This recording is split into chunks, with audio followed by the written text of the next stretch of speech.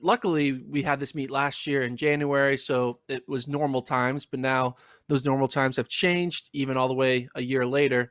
Um, from a meet director perspective, how are you feasibly putting this on a big high school meet during these times on an indoor track?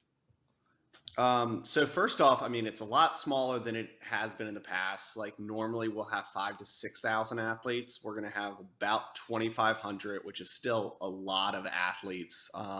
It's probably one of the largest sporting events in the country this year. And really, it's you got to communicate and be able to be flexible. We had our Zoom call with our officials last night for 2 hours and just said, be flexible. You know, give people a break, help them out. If you're done long jump, go help, relieve an umpire or something like that. Because a lot of the events, I mean, we're going to go from like 7 a.m. to 11:30 p.m. 3 days in a row, and you just got to space it out to make it safe.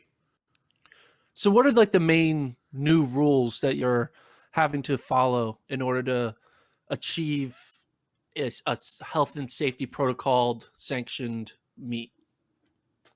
Yeah, so Virginia's lucky. We're kind of like in this sweet spot in the middle. And I mean, it's mainly political where it's like they don't want to go too far to one side or the other. So our restrictions have been lenient in the fact that we can have sporting events, but strict. We can only have 250 people in the building and 25 paid spectators at a time. So you could have, in theory, 150 coaches and athletes and only 25 spectators, which makes it hard. And, we get yelled at and stuff like that, but we're just like, it is the law. We cannot allow more parents in here. But a little behind the scenes is you take the 250 number, you take out the 25 spectators, then you take out the 30 officials and media people, and then you take out 20 facilities people like custodians, ushers, ticket takers, stuff like that. And you have 175 spots for athletes and coaches. And it is a nightmare because some events have 150 entries, some have 120. So there's different allotments of coaches passes, and we're just trying every little thing to make it work and keep us under that number. Okay, so say you're in the mile. You're an athlete in the mile. Mm-hmm. What's an event they have a bunch of athletes in? Let's say the 400 or The 300, whatever. 300, the 300, man, 300. we got a lot of kids in that 300. So say you're running the 300. You're in the middle of the pack runner. You're not one of the star like invite section 300 runners. Your journey. What is the plan for that athlete's journey from showing up to a facility to getting on the starting line to leaving the facility? What's the plan, LS? So Like, what's we, their journey? yeah, like we try, like, I mean, because there's a middle where you can be accommodating to athletes too much that you let them, like a kid that runs 2 minutes in the 300. You let them use blocks or stuff like that. Like you got to have some rules, but we do let every athlete use lanes for basically every event except for like the unseated 500 or stuff like that for sprint events. We let the top like 60 or 70 use blocks for that stuff. But so the athletes will not be able to enter until their listed time on the time schedule. So if it says 7, that's when they can enter the building. They will come in.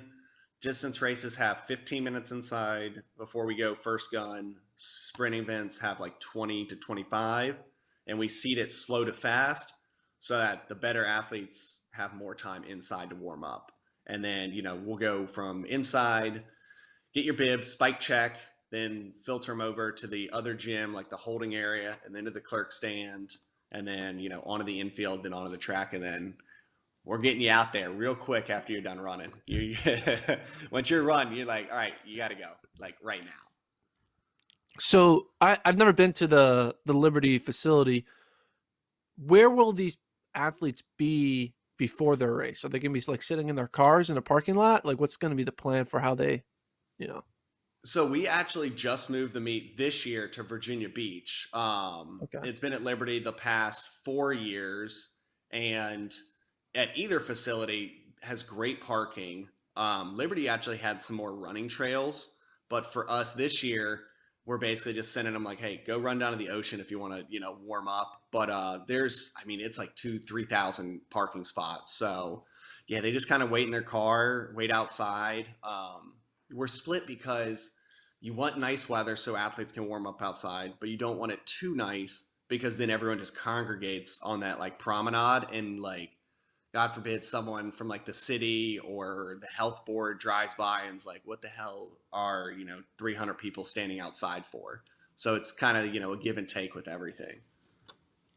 How do you how are you communicating to the parents and the athletes this these rules, and like, because a lot of people, you're so used to the typical how a track meet works. They're like, oh, I'll just show up, sit in the stands for a little bit, hour pre warm up, you know, lollygag my way to the starting line. Like, how are you able Oh to yeah. like communicate to the athletes this, and then like enforce them? Be like, no, you can't come in, or what's your name? All right, you can't come in yet, type thing. Yeah, so I mean, the simple way is communicate. And my number two guy walked 19.5 miles, and I walked 22.5 miles in one day at our December meet on that first Friday.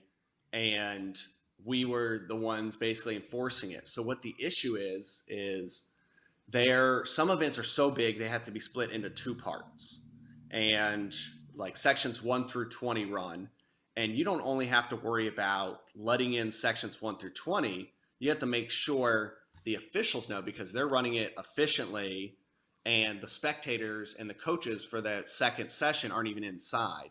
So I mean, it's a logistical nightmare, and you really have to, I mean, it's all gas, no brakes when it comes. Once the meet starts, you can't stop what's going on, and you just have to communicate, communicate, communicate. But we got yelled at enough in December that we've made the necessary adjustments. We're going to post all the live updates on Twitter at VA Showcase, and that way we can say like, hey, we're letting in the next event in 30 minutes, or we are, 30 minutes ahead of schedule, or anything like that. So that way we can communicate it with people and they don't have to be standing outside. I'm sure you saw, I think yesterday or 2 days ago, New Balance Nationals decided to cancel their championship. Uh, what when you see other meets like canceling and being like, "Hey, we're not going to do it," but you're like, "Hey, no, we're still going strong." What's like your reaction to seeing other meet directors being pulling the plug, but you just adjusting and pushing forward? Yeah, I Like, mean, what's like, your talk about yeah? good luck. Yeah, like because I was at Liberty for the longest time, and had we not moved, we would not be having our meet this year. I mean, that's just, like colleges are not going to rent out to external events. And so we were lucky to do that. I'm also lucky that Virginia Beach spent like, what, 30 something $1 million on this track, and they want it to be used, and they'll be damned if there's not events in there every day that they can have them.